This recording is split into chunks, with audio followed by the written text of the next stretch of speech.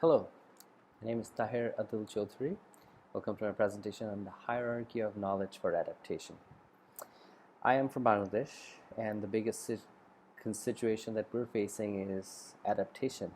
An estimated 18% of our population will be displaced in 40 years within a country that already has over 1,200 people per square mile. Adaptation manifests itself in through needs, through general heat.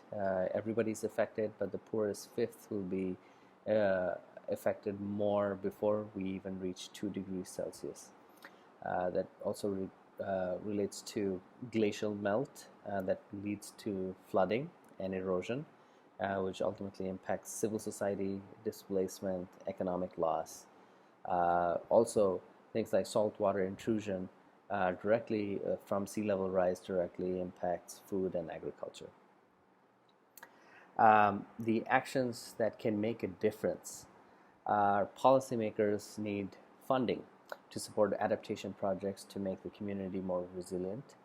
For example, improved infrastructure like roads that don't get inundated during a flood.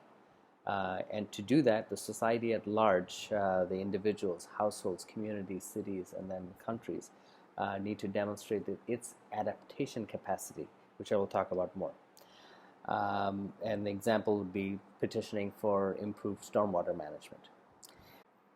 Assessing adaptation capacity is important because we need the right matrices and indicators so that we can determine ways to compare and assess adaptation across different countries.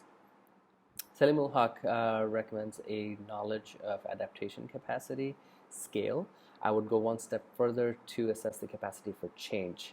So it starts with the awareness of climate change, and then to knowledge of terminology, environmental limits, and climate change actors, and then to adoption of technologies to become more resilient, and then to change in behavior and quality of life, and ultimately also evidence-based policy making.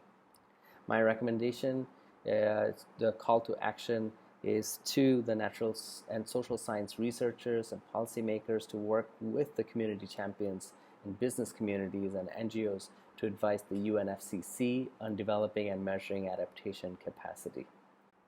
And I will work directly through the NGO community to drive this change. Thank you.